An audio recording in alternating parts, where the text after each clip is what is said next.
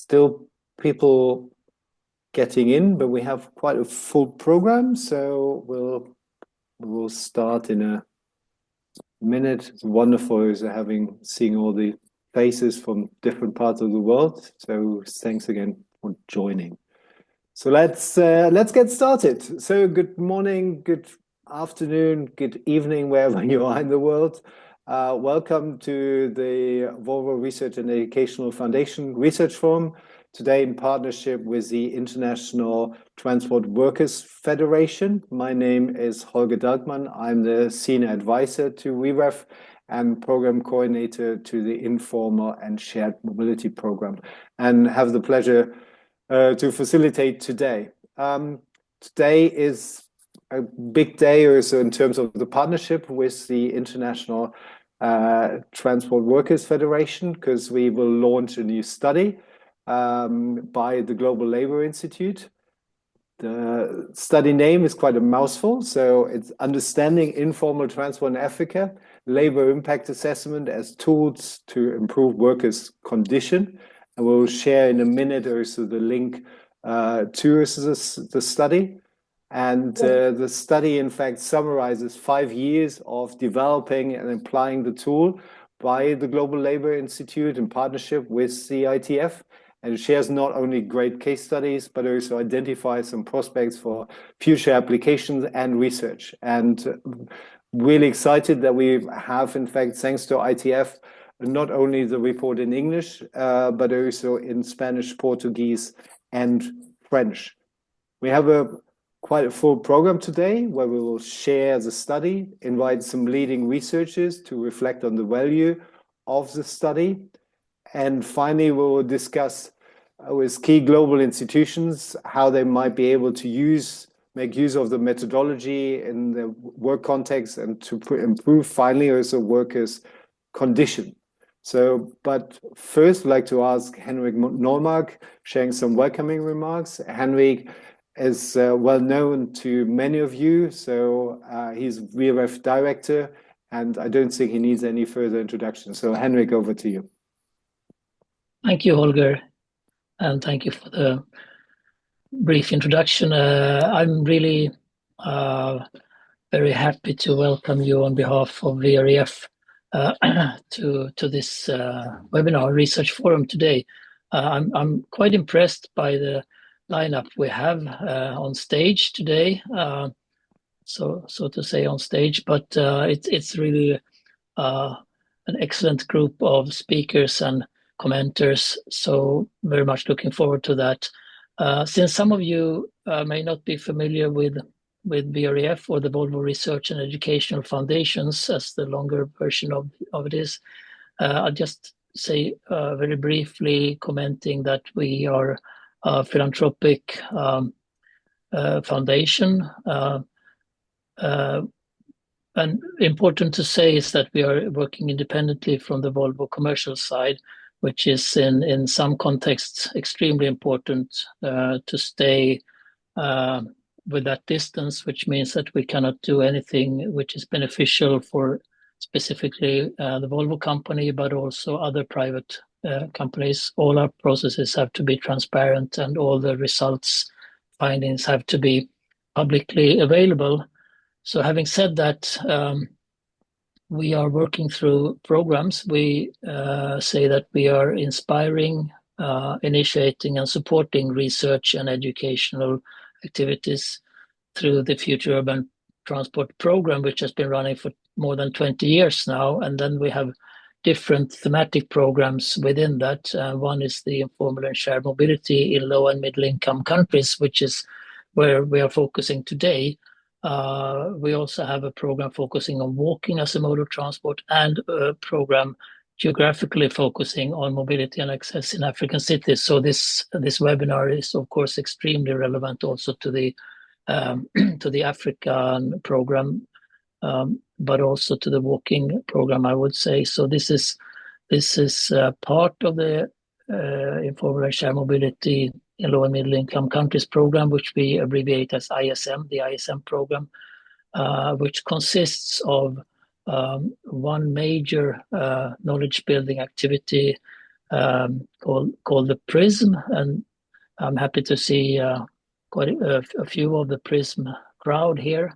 Nice to meet you all, including Jackie Klopp, who will be speaking later today, and who is the leader of the initiative, the Partnership for Research on Informal and Shared Mobility. So that's our major component in the program, but we also do other things, smaller studies, events, think pieces, etc., etc. So over the years, we have been running now for 2.5 years with the program. There was also a preparatory phase for more than 2 years. We have produced a number of publications, which you can find. Maybe Karin, if you can share in the chat, you can share the link to where we can find some of these publications on the VREF website. So this is part of our community building also around the program. So sharing knowledge, discussing, debating in a community of learning, as we call it. So this is one of the activities. We have a number of research forums coming, and we have been doing this for a few years. I know I recognize some of you from those, and some of you are probably not familiar with our activities.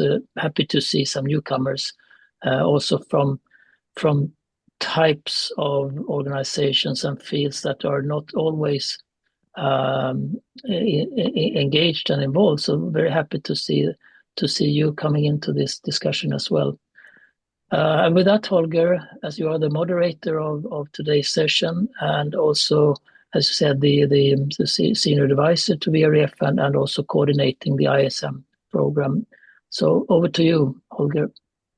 Thanks, Henrik. And as you just mentioned also before, so for these research for and also for many activities in the Informal Shared Mobility program, we partnering, and in this case, I'm very happy so that we partnered and partnering with the International Transport Workers Federation on this research forum as well as this study, and you could see already also the link in the chat.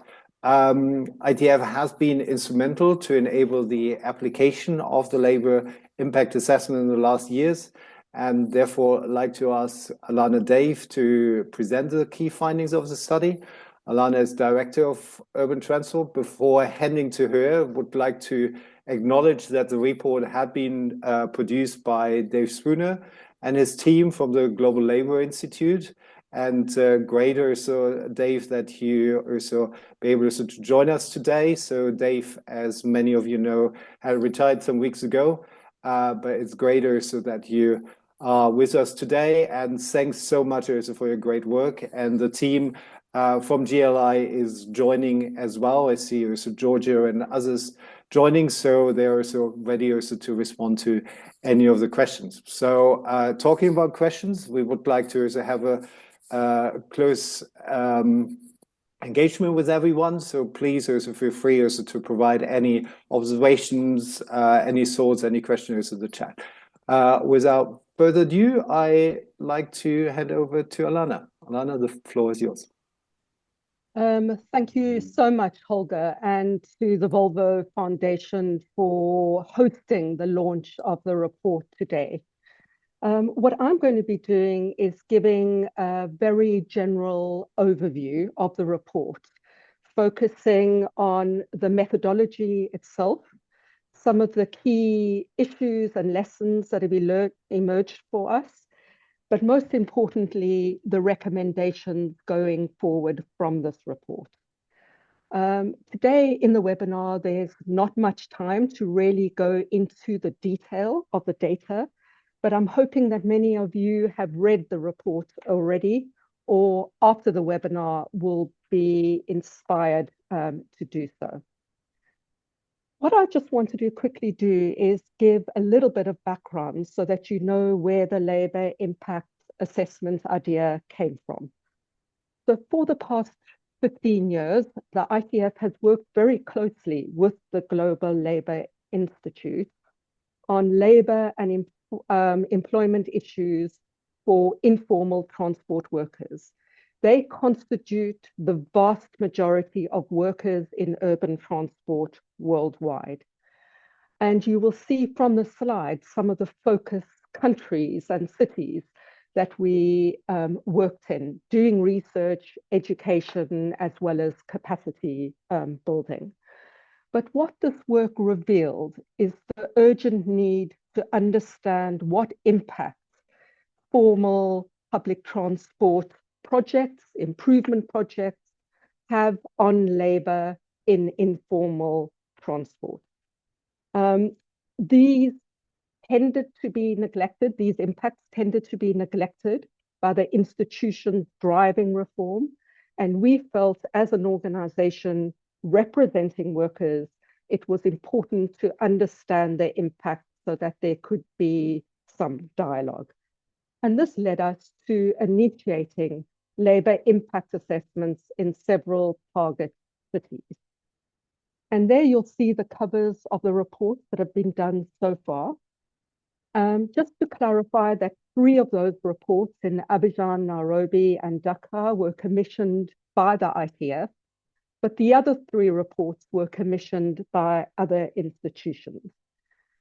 And then last year, I think Holger had the vision and approached us to look at this methodology in more detail and to see how we could generalize the findings and proposals that may have a broader international relevance and value for public transport reform.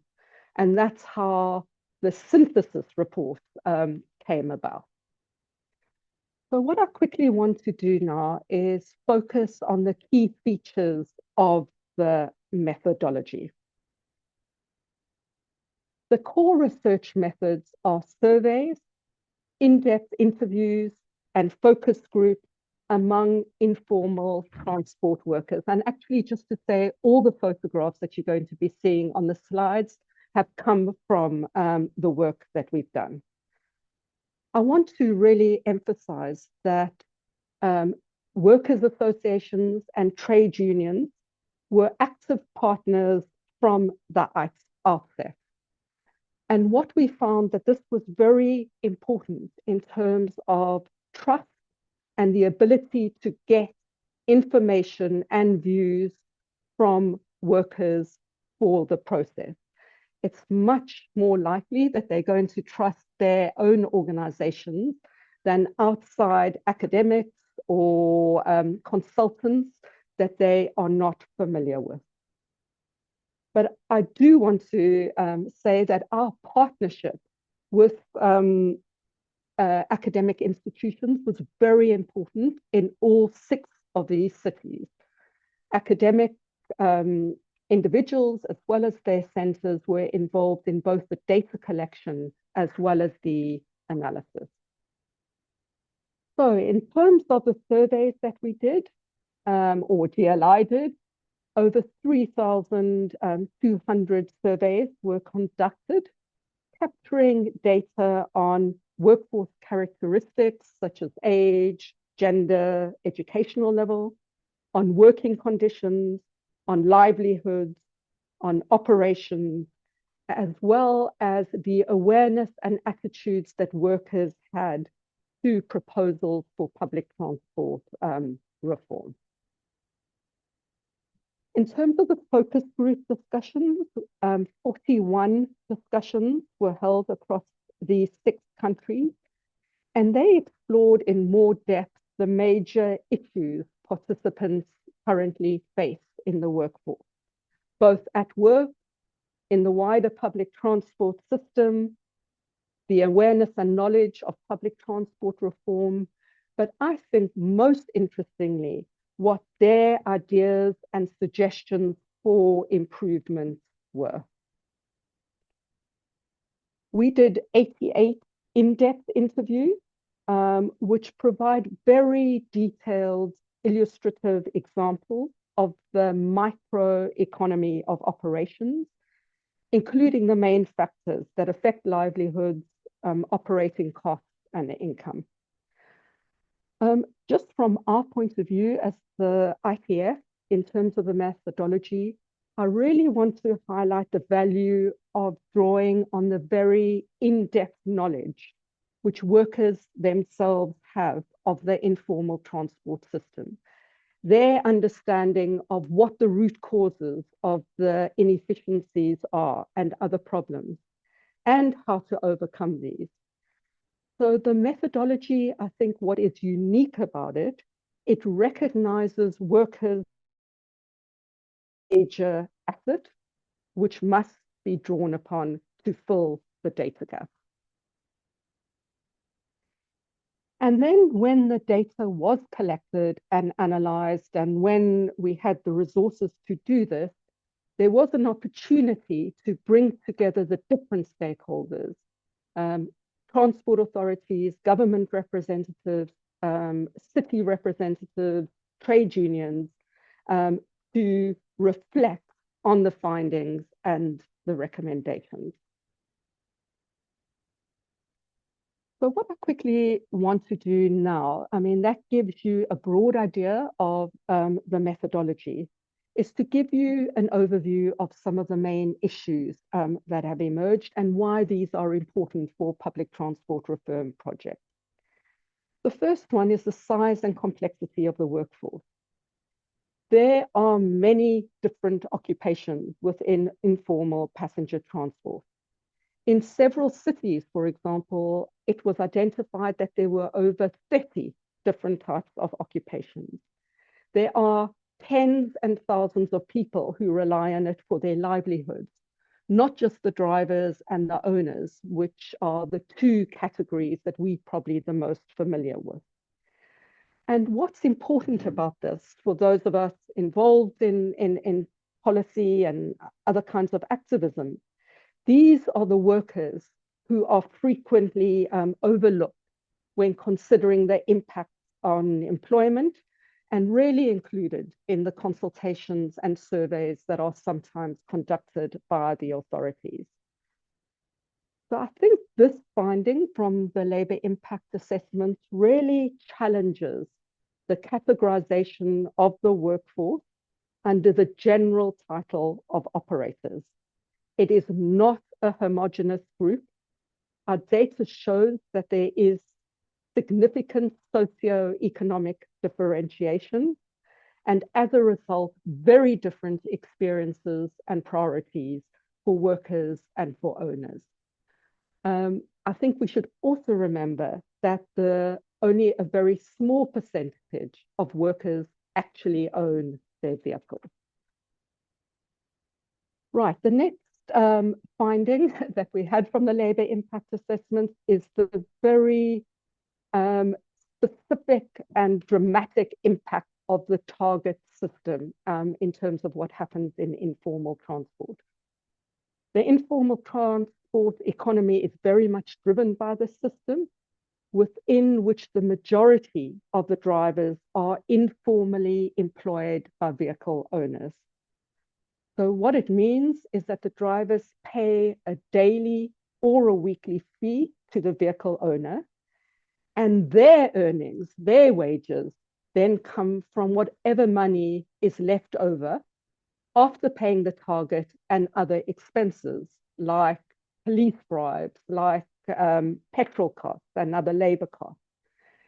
And as you can imagine, this has serious negative effects on both drivers and passengers, because it incentivizes drivers to work long hours, to drive aggressively, to meet their daily targets. From the data we've collected, the target system is the biggest systemic problem underpinning the model of informal transport employment.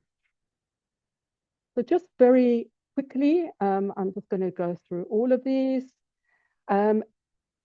We had, through the surveys and the interviews, access to workers' experiences of a range of different problems which characterize informal employment, from police harassment and extortion, which causes a lot of anger and resentment, insecure and precarious work, where the majority of workers have no contract or access to any kind of legal rights, little or no social protection, extreme working hours, a very poor working environment, lack of respect from passengers, from authorities, from the society in general, and high levels of crime.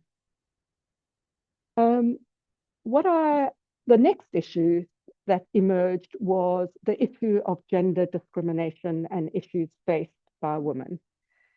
There is widespread gender discrimination in informal transport. Women tend to be excluded from the more secure occupations, which are dominated by men. And there are still very strong cultural and attitudinal barriers to women in the industry. The lack of training opportunities, the lack of social protection like maternity leave, the lack of access to sanitation, for example, have a disproportionate negative impact on women. And then last but not least, chronic and widespread sexual harassment and violence. Many of the women workers spoke that they feel forced to put up with sexual harassment in order to keep their job. Okay, the next set of issues that emerges regards organization and representation. Now, I think for all of us who've been in informal bus terminals, it appears very disorganized, very chaotic. But actually, these workplaces are highly organized with rules and procedures which are very clear to the people who work there. And the form of workplace organization varies from city to city, but is often under the umbrella of a trade union or workers' association or owners' association, often with overlapping membership. And in some cases, this creates a conflict of interest, where unions are both responsible for the operational management of the public transport system, as well as workers' representation and negotiation with the authorities. Right, the next sort of area is the awareness and attitude towards BRT, and not only BRT, other public transport improvement projects. It's not going to be a surprise that what we found is that most workers were opposed to the introduction of BRT. And the most common reason for this is, not surprisingly, a fear of job losses. Workers also complain about the lack of effective consultation, a lack of respect for their knowledge and experience, and exclusion from the development and plans of the improvements. I have to say, there's also, what's very clear, a very high degree of cynicism that governments have the competence and ability or capacity to successfully deliver public transport projects. But I think it's also important to know that there were positive attitudes.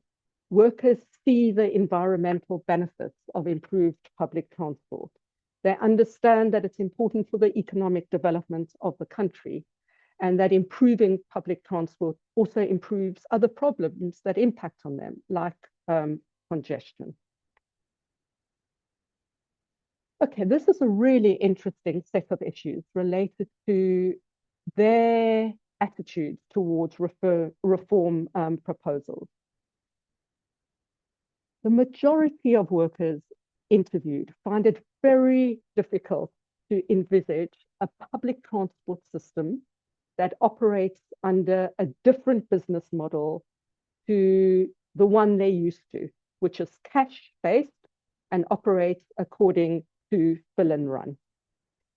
Workers were overwhelmingly negative to the idea of scheduled services because they fear a decline in their work and income.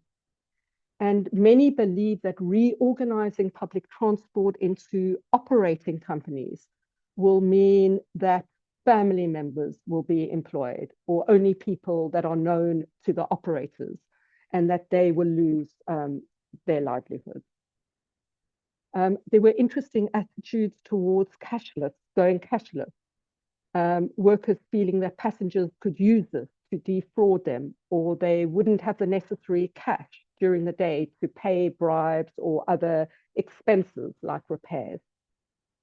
But there was positive attitude towards fleet modernization and the need to replace old polluting vehicles. But most believe that government should pay for new vehicles or compensate owners for scrapping the old ones. Right, so I'm just going to go through these quickly, sorry. Just in terms of the issue now of, have these labor impact assessments had any impact?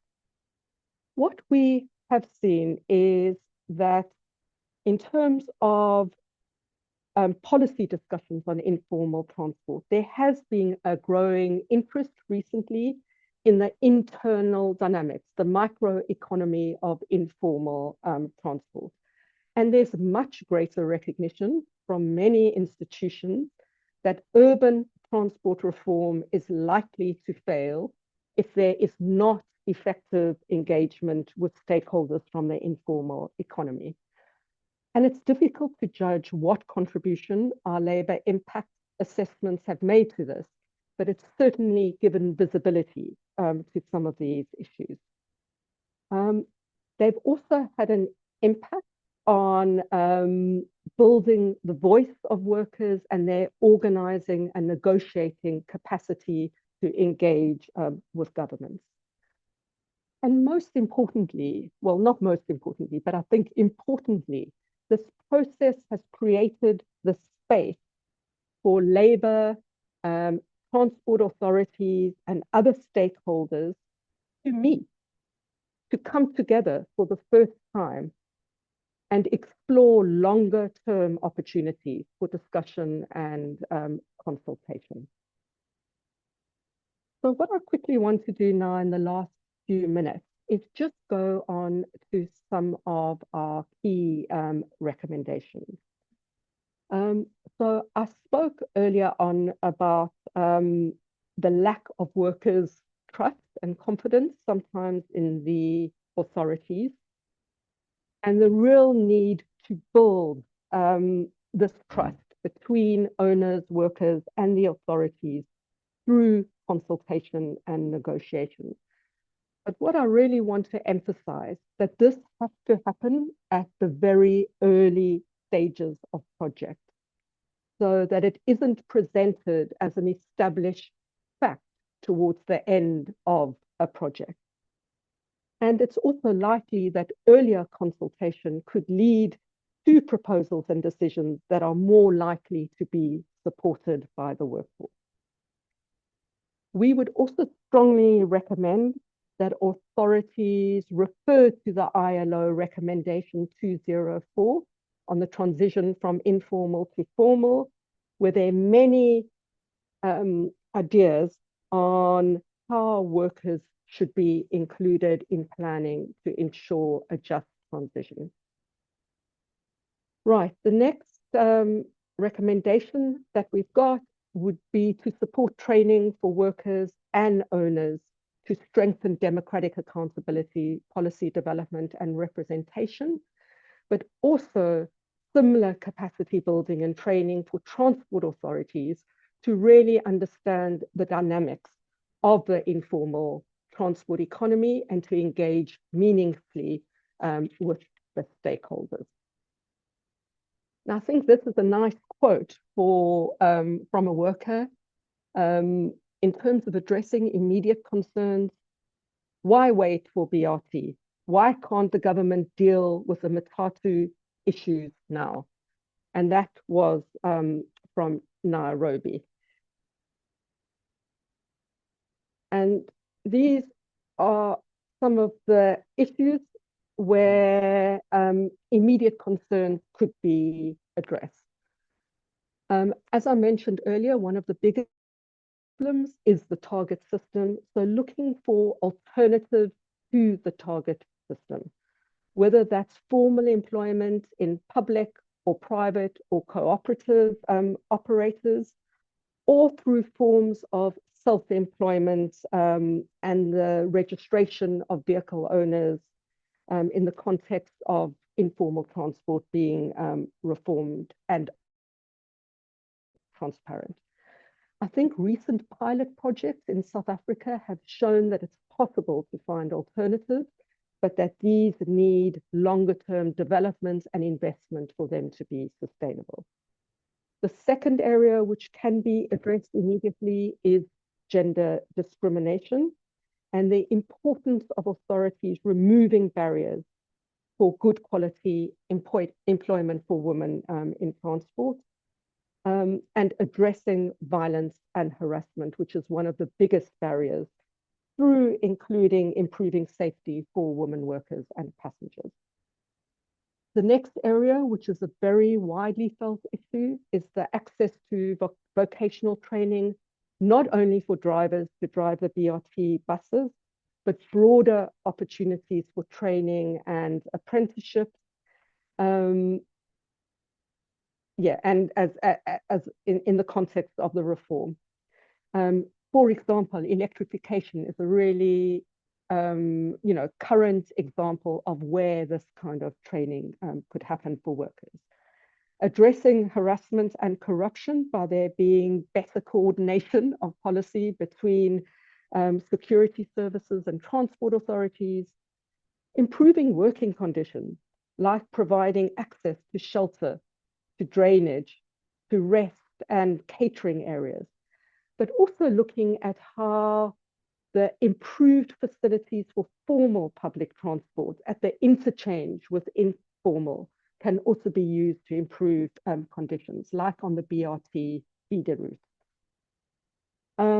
And lastly, the importance of extending social protection and affordable capital to workers in informal transport. The second area that we wanted to recommend regards the methodology and emerged from this report that we've done for Volvo, improving the methodology. And I'm just going to put those up, sorry. With this experience, there's now the opportunity, and I'm very interested to hear, we've got an ILO speaker where I think this might come up, is to develop a standardized set of research tools and a common framework for the data analysis. There's also an opportunity here. Remember, a lot of this kind of work on labor impact assessments were done with very limited resources, to develop a more advanced statistical meta-analysis of the data gathered so far from these assessments, and for there to be a more detailed evaluation of the methodology with a wider range of specialists and stakeholders. And then lastly, which is what I think of labor impact assessments were from the beginning, was to mainstream labor impact assessments for major transport projects as a condition for loans and grants, so that improvements in services and working conditions is recognized as interrelated from the very start, not treated as an afterthought or something in parallel, but is centrally integrated into the approach to public transport reform. And trade unions and workers' associations are in a unique position to work alongside authorities to do this. And then earlier, in order for this to be effective for the mainstreaming, is a program of training for all the stakeholders so that there can be meaningful engagement, as well as sharing the lessons with the international organizations like ourselves that have been doing this. So that's an overview of the report. I just wanted to thank, this has been 5, 6, 7 years of work, to thank all our trade union partners who've contributed financially, as well as the commissioning agencies, the various research partner institutions, the local universities in the cities that we've worked in, other partner agencies, and a very special thanks to the ITF-affiliated trade unions who took on the task of organizing their members, speaking to their members, contributing to this process in a way that often was not easy. Lastly, I want to say thank you to Volvo Foundation for giving us an opportunity to pull together all the findings. And then a very particular thank you to the GLI team and Dave Spooner in particular, whose knowledge, his experience, his commitment to improving conditions for informal workers has deeply enriched the work that we do as the ITF. And the ITF will continue to build this work, Dave, and I hope it will make all the time that you spent doing the research and policy feel very worthwhile. So thank you, Holger. Thank you, Alana, for sharing the study and for all your words and commitment, Urso. And again, Urso, I can't echo enough, Urso, your words about Urso, Dave. Thanks again, Urso, to him. I shared again, Urso, the study as a link to the study in the chat. So. There's a lot of detailed information you will find there. I strongly recommend it, and please spread the word. Without further ado, I saw also that Vinny already also provided a comment. I'd like to invite also more people also to actively participate in the chat, and we will also have a little bit of space also for some question and answers. But before doing that, I'd like to move to our second part, where we will have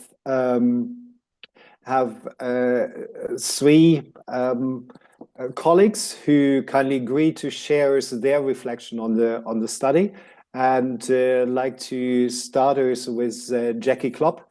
Jackie is professor at the Center for Sustainable Urban Development at Columbia University, and also leading the VREF funded program Partnership for Research on Informal and Shared Mobility, PRISM. So Jackie, thanks also for joining us today, and also for your contribution and your review.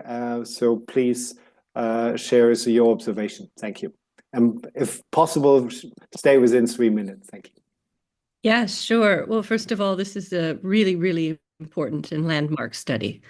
I think we need a fundamental paradigm shift from workers as seen as sort of a problem or a barrier to the kinds of reform we want to get, to workers in this sector and all the workers, with not just the drivers and conductors, which the labor assessments have shown, there's a huge ecosystem of workers that these sectors rely on. That they are actually our key allies and also our local experts in addressing reform. And I also want to say that this imperative of improving working conditions should not just be as an instrumental means towards getting to public transport reform, but as an important moral and ethical and human rights issue. And I think that this report really has brought that out.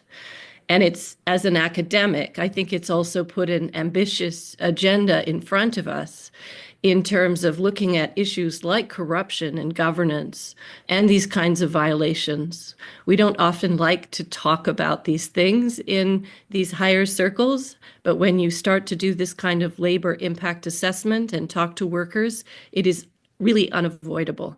And I just want to say now, as someone who is very proudly part of this new partnership for research on informal and shared mobility, that it also challenges us in the way that we approach doing research.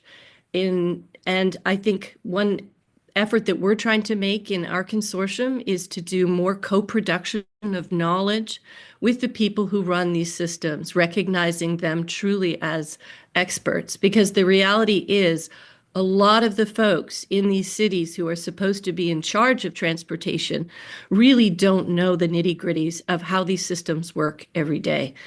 And so we really are trying to take a living lab approach where we're working very directly with this diverse set of workers on how to get improvements in the system, but also for workers. And I just want to say at the global level, the structural level, what's a very important problem. You mentioned, Alana, like this target system and the way that these systems operate. They require investment and resources so that we can improve these working conditions, which will also improve the way these systems work. And that has been missing. And I think there's also a huge gap in understanding how these workers allow cities in the global south to function, that get people to work, to manufacture things that even, allow our global economy to function, and how so much of that is based on, frankly, labor exploitation. And so we really need to continue to do this kind of work if we really care about improving our cities, the livelihoods of people in them, and to have more just and equitable cities, as well as improving, fundamentally public transportation, which allows all of that to happen. So I really just want to say thank you to Dave, especially. Your work has been an inspiration to us, and as somebody at an academic institution, I see this as an important call to action for the kind of research we do and how we do it. So I want to really appreciate you and this important work. Thank you, Jackie, for sharing also your observations and thoughts. With that, I'd like to hand over directly to Roger Behrens. He's professor at the Center for Transport Studies and at the University of Cape Town. Roger. Thank you, Holger. So I guess as an academic, inevitably I'll be reflecting on this work from a research methods point of view. And I would start by the comment that workers and the broader variety of stakeholders in the informal transport sector are what transport survey practitioners often refer to as hard to reach groups, difficult to get good detailed information. And the reason for that, I think Alana already pointed to, is that there is this game being played, if you like, between the owners of vehicles and the drivers of vehicles when it comes to the income and expenditure of the business. Whether the drivers are remunerated through a target system, which was explained, or the less common commission system, where there's an agreed portion of the daily fare box revenue that goes to the driver and the owner. The driver inevitably has an interest to deflate the revenue and inflate the vehicle operating costs in an attempt to keep that target down.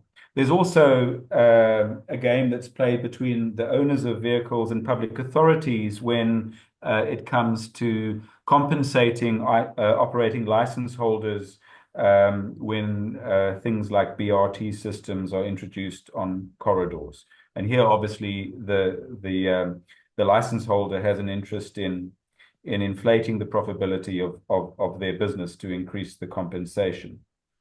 And so because of these sort of games that are being played, researchers like myself have struggled to get sort of believable, detailed information on how these businesses work, and information that triangulates across the owners and the drivers. And we had this really sort of came home to me about 6 years ago, where we had a doctoral student interviewing drivers and owners in Mitchell's Plain in Cape Town and asking about the daily revenues and how the revenues were split across the owner and the driver.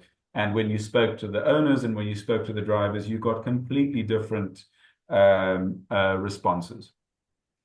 And so, you know, with that experience, what struck me when I first came across the work on these labor impact assessments that Dave and others have been working on was that they had managed, where many academics at universities had failed, to of getting grounded, authentic information that could be validated and triangulated. And reflecting on this method, having had the opportunity and the privilege to read some of these reports and the sort of the synthesis of method report that we are gathered today to reflect on, it seems to me that one of the key issues here is trust.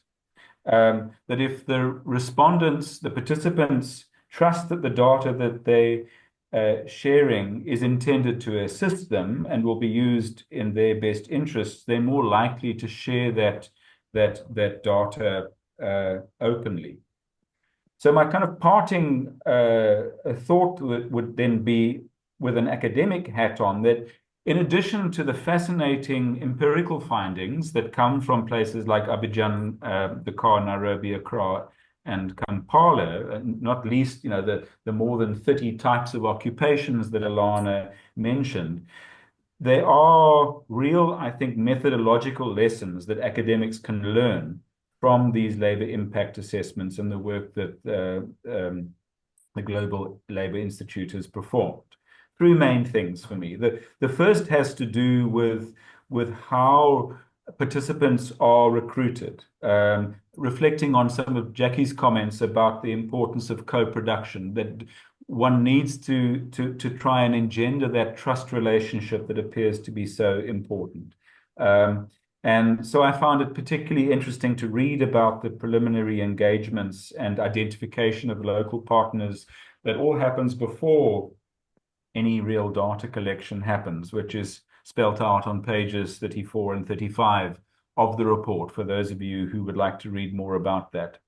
The second thing had to do with validation, and found it fascinating reading up about how the fieldwork unfolded, particularly with the 88 in-depth interviews that Alana was referring to, how spreadsheets were used in the field, in the interviews, to enable respondents to reflect on the income and expenditure information that we're sharing. And, you know, in businesses which are cash-based, you know, careful income and expenditure ledgers aren't kept.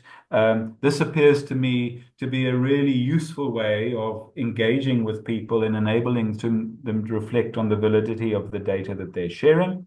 And then finally, triangulation, the really interesting use of focus group discussions to reflect on some of these business operating and income and expenditure data, to begin to check whether peers are in agreement to overcome some of those earlier barriers that I spoke to.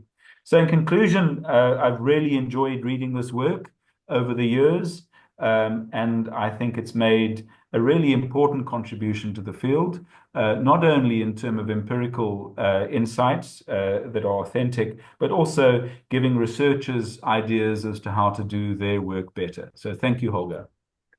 Thank you so much, Roger. Also highlighting, as Alana already said, is the relationship between workers, owners, and authorities, and from also an academic perspective, and really also look into opportunities also for co-production here. So that's really helpful also in terms of reflection. So with that, also we have one final person to share their reflection. I'm pleased also that we have Baila So. He works also for the International Transport Workers Federation and is ITF's Deputy Regional Secretary for Africa. pilot, please. Thank you very much. Thank you, Alana, for the good introduction and also the comments made by the two others colleague. Yes, thank you very much, firstly, for organizing this meeting and giving us an opportunity to talk about informal economy in the transport sector. We all agree this is an important, informal economy is a good opportunity. Yes, after the 18th, when the political change happened in Africa, when we had a lot of job losses, informal economy gave us an opportunity to create some job. But it is also a very big challenge because in this sector, we are facing a lot of challenges in the transport sector, like they have no contracts, they have no salary scales, they have no social protection, etc. We are facing a lot of challenges. But since the 2000s, the ITF made a lot of effort to understand more this informal economy in the transport sector by organizing case studies, by organizing researches, etc., and also by trying to see how we can unionize the workers. It was not easy. I remember the SASC project and also the FNV project, etc. We succeed a little bit to have to get into and have some successes, like what we had in Burkina Faso with the SASC project. We work with education department lead at this moment by Alana Dave, and also the road transport sector with Claire Clark. And we get some good results by signing national CBA in Burkina Faso, in Niger also. One example from, we jumped from 4,000 drivers affiliated to the National Security Fund to 50,000 drivers affiliated to Social Security Fund. Is not easy. We try to replicate it in Niger, we signed, but not in Senegal, not in Cote d'Ivoire. We are working on that. GLI help us very well to understand this sector, this informal economy in the transport sector. But with the labor impact assessment, we know more about this informal sector. We involve our affiliate. We work with academics, and working with academics give credibility to us in face of the owners and in face of the government. Yes, we take the opportunity to launch all this labor impact assessment. We did a good one in Cote d'Ivoire here, in face of the owners, in face of the authorities, and we share our findings and our recommendation. We are not against all this progress made by our countries to modernize the public transport sector. We are in favor of the modernization. But what we need inclusion, mostly. We need inclusion to promote and strengthen decent work, to promote and strengthen women and youths employment. We need better working and living conditions for this in this sector, like the problem of sanitation, etc. What we need only in conclusion is, one, we agree we need inclusions. We need to involve government, and owners need to involve the workers through their association and through their unions. And the second thing, we can do more about promoting and strengthening a decent work. I think, thank again to GLI. They did a good work, particularly comrade Dave Spooner. He did a lot of work for more than 20 years. I know him for more than 20 years. He did a good job and give us possibility to understand more the informal economy in the transport sector. Thank you, Dave. Thank you all the GLI, and thank you also Volvo Foundation. Thank you for this opportunity. Thank you, Baila, for sharing us your comments and highlighting us the importance of really creating more inclusive processes when it comes to informal transport sector reform. We will soon move us to the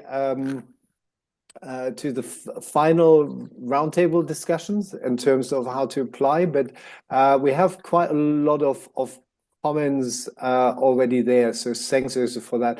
Alana, I just wonder if there is any particular responses you want to come up with now.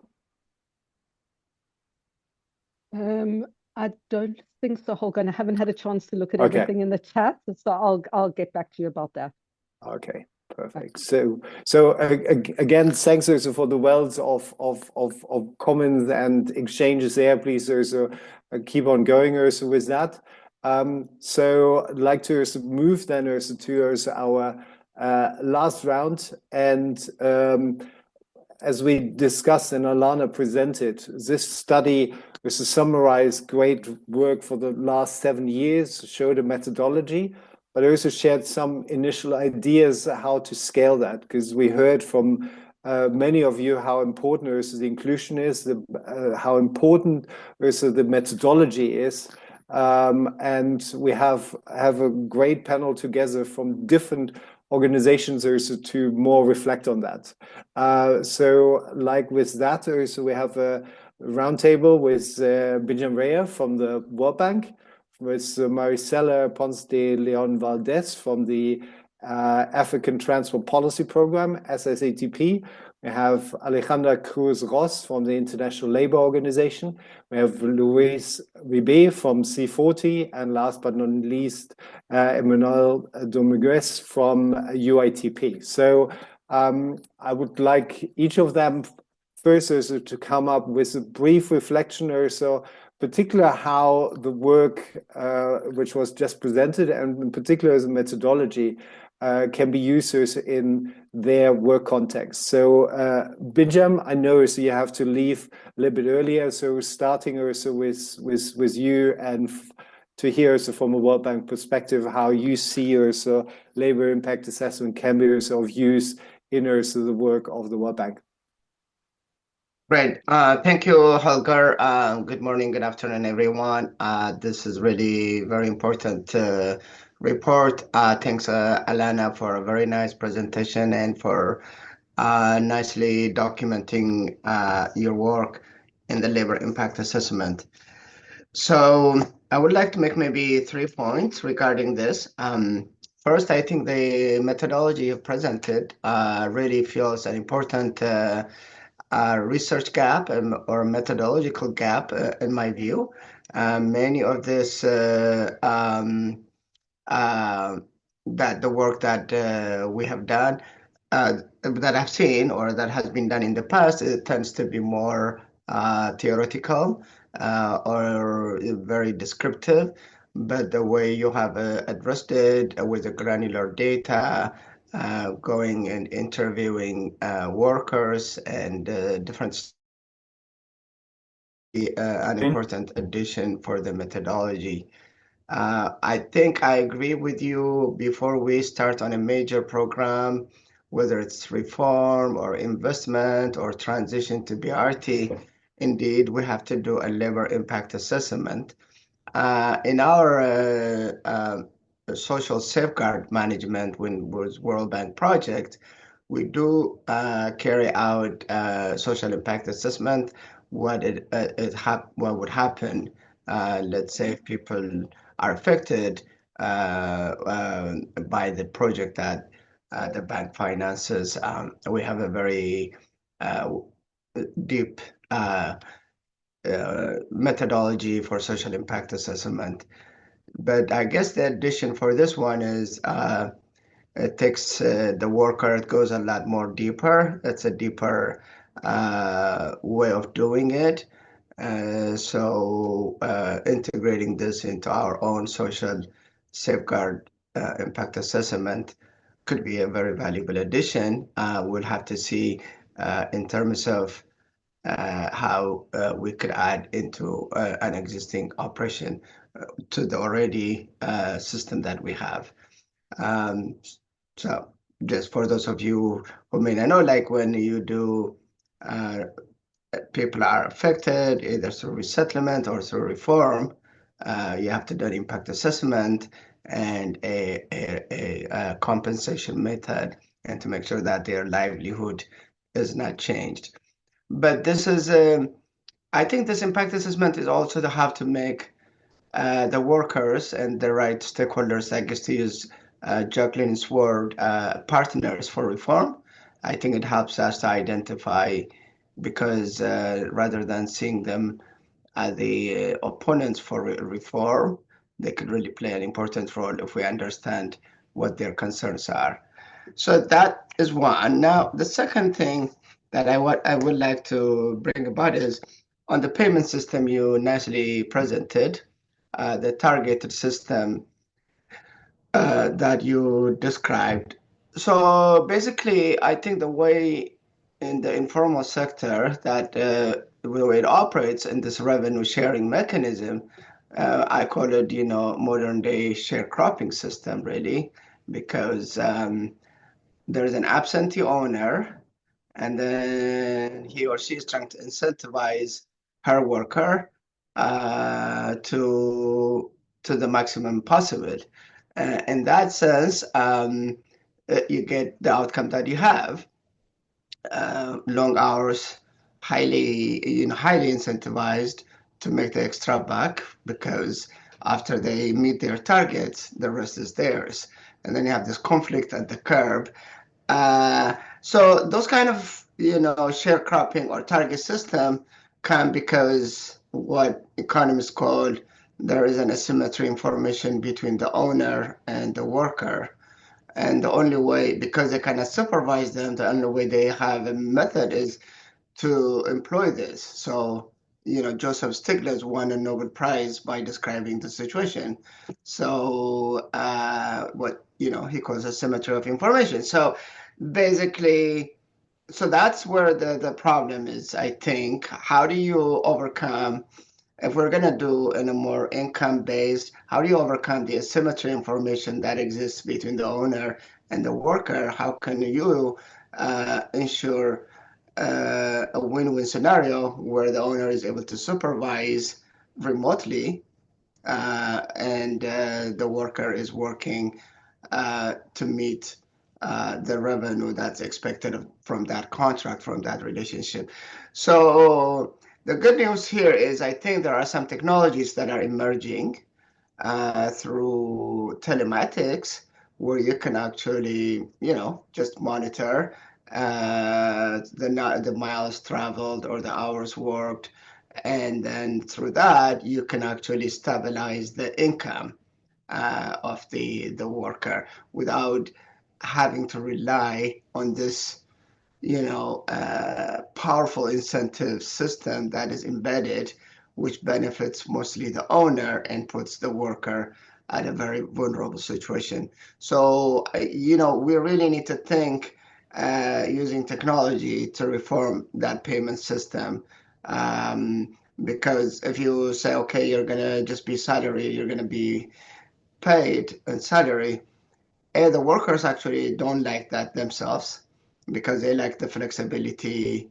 They tried this in a overnight company in New York, and the new company is having problems with the workers because they don't like the salaried approach. So they would like to have that also flexibility, because they're entrepreneurs in the core. They want to schedule their own time, etc. So I think as a research community, perhaps thinking deeper in an alternative system to the target system, either using technology or other means, would be good. My third and final point is about curbside management and the infrastructure. I think Alana's presentation was also mentioned, but we don't give enough attention to the infrastructure where this informal transport are operating, especially for the bus stops, curbside infrastructure or terminals. And so all the actions happen at the curb, right, where the passengers congregate and the vehicle is coming to pick up those passengers, and then and then the different vehicles then conflict. They fight for passengers. They interlope on each other. So you want to bring in some level of regulation or rules to define who has the right to pick up passengers on a given curb space or at a given time within that scheduled service. So that, I think, creating the infrastructure and managing the curb space is going to be super important. And also the terminals, the depots are really part of the resources for a good functioning of a public transportation system. And we often don't invest on those when it comes to the informal transport. And so those are really my key points, and looking forward to continuing interacting. And if I could shamelessly advertise the Transforming Transportation coming in March, and so we will see you there. I know many of you will come, but if there is nobody that doesn't know, we'll see you, including the Paratransit Day that's going to happen on the Thursday. Thank you, Holger, for the invitation, Alana, and everyone for a very nice work. Looking forward. Thank you, Ben. I know you have to leave, so therefore I wasn't interrupting you and taking us a little bit more time. And also advertising also Transforming Transportation. We'll share also the link later where we will also have a full Paratransit Day and can dive also deeper into some of the issues you raised. But it was great also to hear your willingness to look from a World Bank perspective, particularly in also how to potentially integrate labor impact assessment in the social impact assessment you carry out. And I'm sure Alana and colleagues will take you up on that. So thanks again. We moving forward, and I'd like us to ask every panelists now is to be relatively brief so that we can also have 2 rounds while still also people are also providing additional comments, and I think there's a lively chat discussion as well, so thanks also for that. So I'd like to move also to Maricela. Maricela works for the SSATP, which is creating and disseminating knowledge as partners of the World Bank in the African context. So I'm curious to hear a little bit more about how you see the value of the work from your organizational perspective, Maricela. Thank you, Holger, and thank you, everyone. I just echo many of the comments that Ben shared, but just to be brief as to part of the question on how can we benefit from this work. I mean, the first thing I can think of is a very clear match between some guidelines that we're currently working for policy framework to address safety of commercial motorcyclists in Africa. In African countries, and I clearly see a way in using. I believe that using these labor impact assessments could indeed be very useful as to get a closer look at the workers' context and situations, and therefore, really consider that their current needs and the current challenges to the ones they face in not only like transport policies and programs, but in these guidelines as to really draw that policy framework in this particular point with commercially used motorcycles, that we know that this is a huge part in this informal transport sector in African countries. So that's a first natural fit I do see. And Yeah, I'll leave it there just to go to the next round and keep it short and sweet. But yeah, I'm happy to see this and to learn more about the document, and I'm looking forward to using it as a complementary tool for these guidelines. Thank you so much also for not just being short, but already indicating also potential future use. And again, also like looking forward to further discussion around that. So then also moving to Alejandra, you're working also for ILO. So the study must be very close also to your work. So where do you see the main benefits of the study from your organizational perspective? Sure. Well, at the outset, I wanted to thank the Volvo Research and Educational Foundations, the ITF and JLI for your invitation.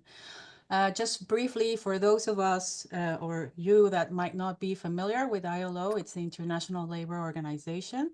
It's a United Nations agency overseeing the world of work. And we work on the basis of a tripartite membership with governments, but also workers and employers at the global level.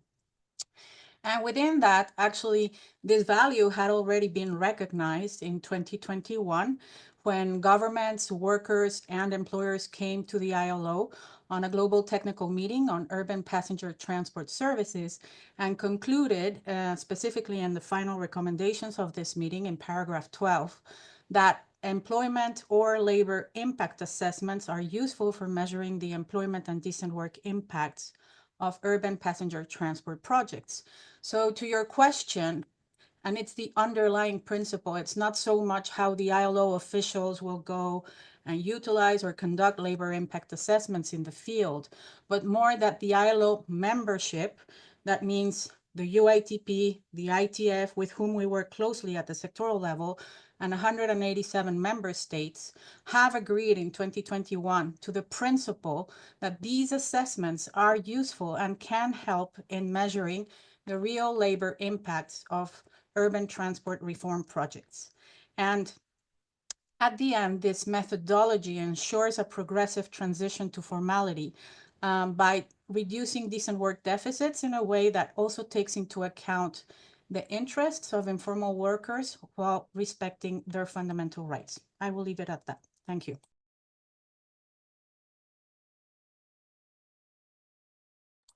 Thank you so much, and we'll get back also to the questioners of dissemination and scaling also in a minute. But handing over to Luis. Luis works for C40, so obviously also city are in the middle of also the importance of public transport and public transport reform, and also C40 is looking really deeply into that. So looking forward to hear from you. Yeah, thank you, Holger, and thank you everyone for the organization of this event and the opportunity to contribute to this conversation.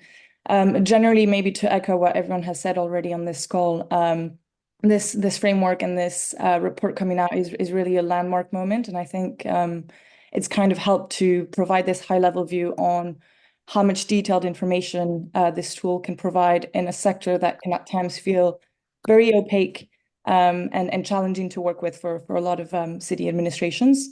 And I think they bring to light both this qualitative data and quantitative data in a very balanced way, showing not only the layers and the size and significance of the workforce, but also the key challenges, the perception that workers might have about new public transport reform projects. And in so doing, I think it has really helped to elevate the human voice of those on the front line, where at times we can often take a very kind of engineering approach to transport planning, and being able to pull out these human considerations and needs, I think is a critical step in any kind of urban planning or transport planning project. So definitely a very valuable tool from the perspective of our organization. And I think what we've seen, at least in the last year or so in working with ITF with this tool, is that it is useful for capacity building and technical assistance to our cities. Last year, we hosted a workshop in Johannesburg on public transport reforms along with 9 other African cities. And we had a whole session dedicated to LIAs. John Mark Monica from ITF was very kind to come and give this presentation. And it was really insightful for the cities, I think, to see that you could kind of take this structured perspective to this sector. And it's encouraged our cities to look into these LIAs and to look for funding to replicate similar studies.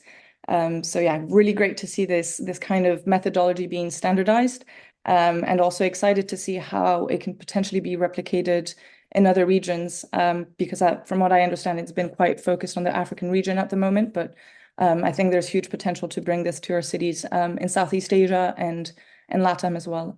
So yeah, I would like to really congratulate the GLA on this report, GLI, sorry, on this report, and all other parties who have been involved.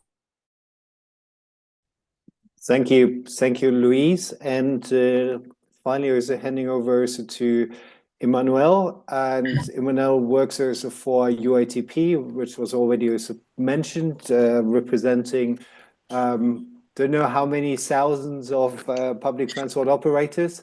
But it would be great also to hear from you how you can see also that can be useful also for UITP and its members. But also, as I know, also you have to leave sharp by the hour. I'd like to also immediately also give you the opportunity to share some of your thoughts, how we can actually really bring that to scale, how to also further disseminate, how to make sure. Currently, we have seen 6 studies so far, but I think we need 600, 6,000. So looking forward to hear more from you. Thanks, Holger. First of all, thank you to the Volvo Foundation, GLI ITF for the invitation, for the great presentation. Indeed, there's been a lot of good reports that we have read carefully, disseminated, shared within UITP. Thanks also to Dave, because I think he has shared with us and transmitted this virus of passion for the power transit sector and the need to look at the workers and improving their working conditions. So thank you for this to start with. As you've said, Holger, UITP is the International Association of Public Transport. So we have over 2,000 members. I would say traditional mass transit operators, but we also have quite a lot of authorities and a lot of experts which belong to the industry. We call that the industry, but it's not necessarily manufacturers. So, and we have indeed, we have developed over the past 6-7 years a group of experts, a global group of experts with people from Africa, Asia, LATAM, again, from different types of stakeholders to discuss this question of power transit. But to come to your question, I think I would say that those studies are, I would say, essential, critical, necessary to implement. We use the word transformation of the power transit sector in cities, anywhere in the world where power transit is, I would say, the most important form of public transport. So I think for me, having this research, this input is critical to support, I would say, a policy approach. It's a question of policy. It's a question of political vision. It's a question of political will. It's a question of approach of how we consider this sector, how we see it in the future, and how we can transform it. And just maybe to share one or two high level, I was about to use the word philosophical, but it's not necessarily philosophical, but in this group, considering the fact that we have some decision makers, policy makers, authorities, etc., there's a bit of a joint consideration or joint approach that wherever we are in this planet, we need to move towards a collective and clean, I would say, form of urban mobility. But we also add the multimodal, the multi-solutions approach. And this is quite critical from, I would say, UITP side, because it means that it's not just developing BRTs, it's not just developing indeed light rail, it's considering all the different modes of transport, considering them as a global strategy. So that's the vision. And I think the kind of study that have been produced there can not just enrich this strategy, but can also probably support members and inspire members in implementation of a journey I would say, a path of transformation of the paratransit sector. Well, I stop there, but I think that's for us something which is very critical. And again, thank you for sharing this. And it was already some results were shared in a previous meeting that that took place in Cape Town. Some of us were there, and it was very well received. Thank you so much, Emmanuel, for sharing your perspective. Moving back also to Maricela. So you were short and sweet in the first round. So want to give you also some time also to share from your perspective how you can see also that this can be actually scaled up, further used also in your context. Thank you. Thanks. Yeah, so from my context, I mean, there is, and I was also discussing with Ben right now that he had to leave, and he told me also to kind of represent some of the things. But I definitely think that this report should be somehow streamlined and used by governments, by government agencies, transport authorities, MDBs, the multilateral development banks, and in a greater capacity to really understand this informal transport industry and engage meaningfully with the workers and employers organization. And yeah, I'm happy. I understand that you're going to be participating in Transforming Transportation and the Paratransit Day, so that's great news.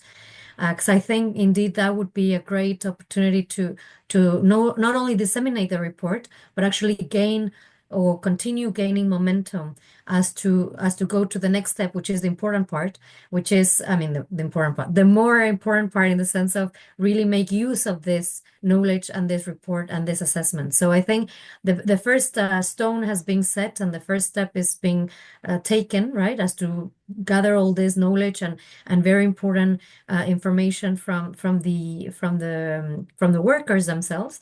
But now the next step is really to make use of it and to systematize its use and make sure that this translates into actions and into solutions. And the way I see it, I mean, from SATP, I think you've been working very hand in hand, I believe, with my colleague Simon, the pillar lead from urban mobility. So from our side, I mean, count on SATP as to continue developing further this knowledge, but also to disseminate it and to share it with other stakeholders as to make sure that it's being used. From my side, as a pillar lead of road safety, it is true that from my perspective, it would have been nice to see a bit more information related to safety.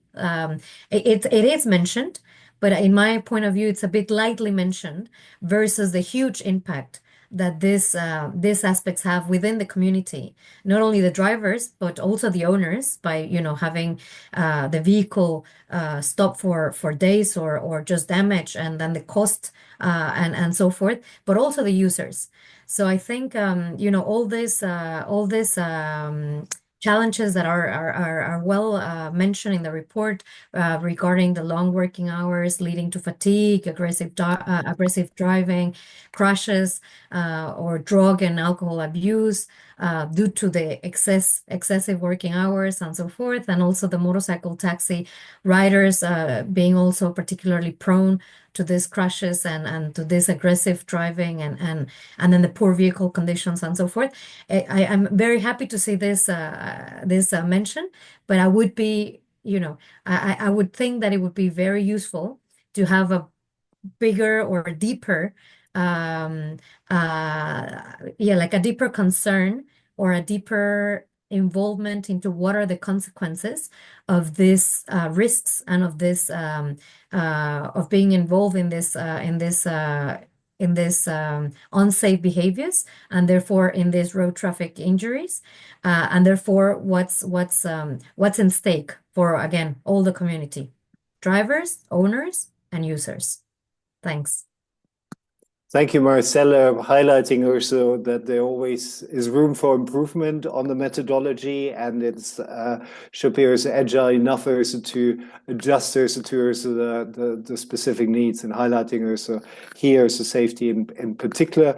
But I also, as Binjam already highlighted, I put a link to the Paratransit Day, so that will be also the next opportunity where also Alana will in fact also present the study at that day. Time is running really fast, so I'd like want to still also hear from Alejandra and Luis and Emmanuel very briefly about their ideas around dissemination before we're wrapping up. Thank you, Holger. So I wanted to focus and actually echo on Maricella's opinions. No, first I wanted to acknowledge. No, I think it was in 2014 when Dave came initially to visit the ILO and share his concerns on how to best develop mechanisms that could ensure to involve informal workers so they could have a voice. And this is a crystallization of that work for 1 or 2 decades. 2, in terms of standardization or systematization, I wanted to come back to one of Binjam's point on social safeguards and social impact assessment processes, and perhaps further suggest, the standardization of definitions of affected persons or project affected parties, no? And within the standardization, also Alana mentioned this, we are a forum for standardization and regulation. So upon request of ILO membership, we can help in this standardization of methodologies, no? In terms of gathering data, methodological approaches, terms of statistics, questionnaires, training. So perhaps to fit into that standardization processes of financial institutions, no? And safeguard processes.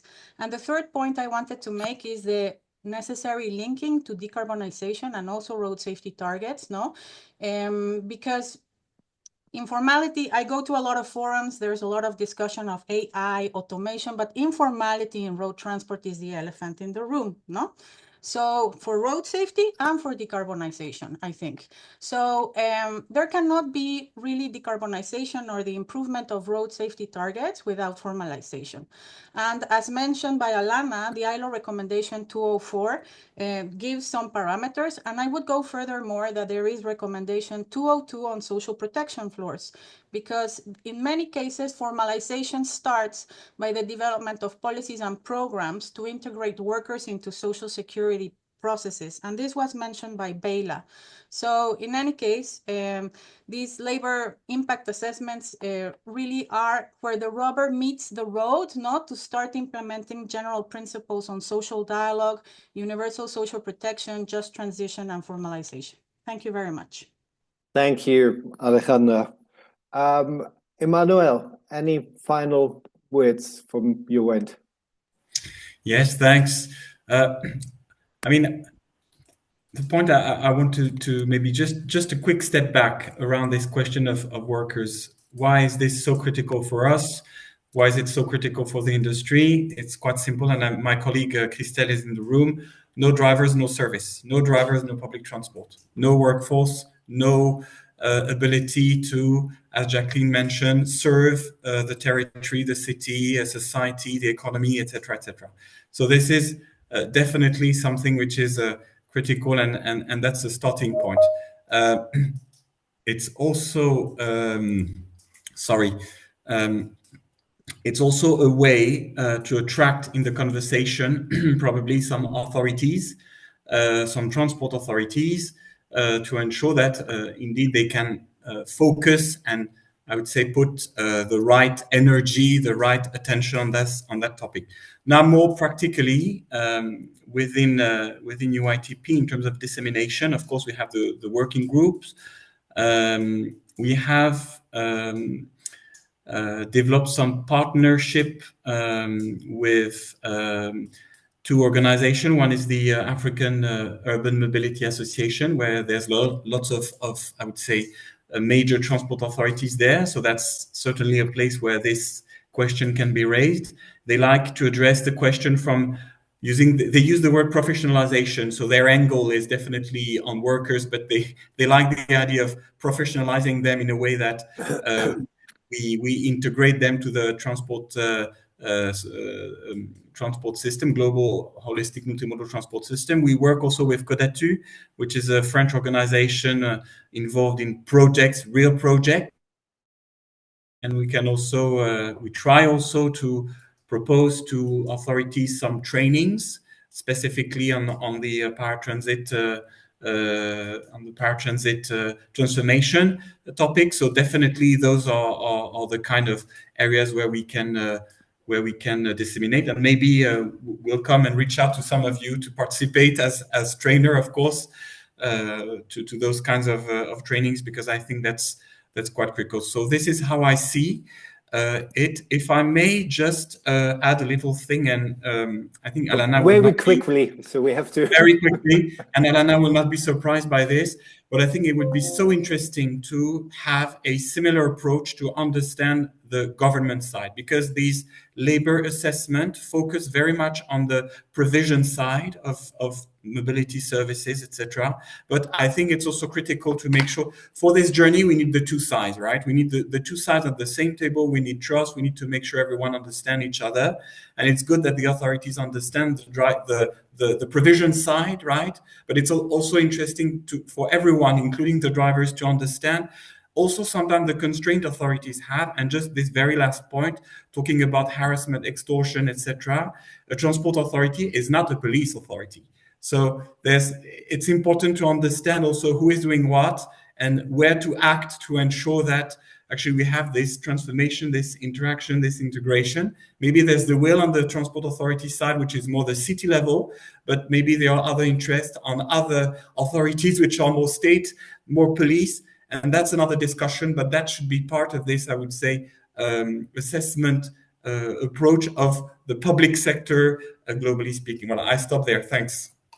Thanks, Emmanuel, and highlighting so many important issues, but particularly like to flag also the opportunity also for training as well as there's like widening also the methodology. Louise, we're running over time, but still want to give you thank you. I know I'm conscious we're running over time, and it's going to be a little bit of a repeat of what's just been said, but I think on the dissemination front, it's exactly what we're doing right now. So the first pillar is kind of socializing the methodology and doing capacity building, which C4D is well placed to do. So we'll do our best to try and continue disseminating the report and organizing more trainings with City on this. I think the other point that Maricela fleshed out was on institutionalization. And as Alana also said earlier in her presentation, it's really about mainstreaming this, not just as an add-on or a parallel process or an afterthought, but kind of having an institutional commitment either from city or national governments or development finance institutions who help fund the pre-feasibility studies and the technical assessments for transport projects, and really kind of weaving in that LIA process to make sure it's not just, we're not just trained upon it, but also it gets applied in real life projects. And then the third point, which I think is quite essential, we didn't really go into it today, but the financing of doing an LIA, I imagine it's quite a costly process, and the reform of informal public transport sector is, as we know, a multi-year process, and that means a multi-year consultation process and costly participatory planning processes. So really kind of ensuring that we build that sufficient resourcing behind it to scale LIAs to the level that they deserve is critical. And I'll wrap it there. Wonderful. Thank you so much. So this is the end of our webinar. Thanks to all the panelists, all the contributors, but special thanks also, of course, again, also to ITF and Alana, but also, as many of you said already, and you saw that also in also the chat, also to Dave Spooner and his team. So thanks, Dave, also for all your hard work and also for listening in also today. We will obviously also, this is start of a journey with or a continuation of a journey on the labor impact assessment work. So I think there were a lot of ideas around the methodology, about also scaling from training to standardization to integration of social impact assessment.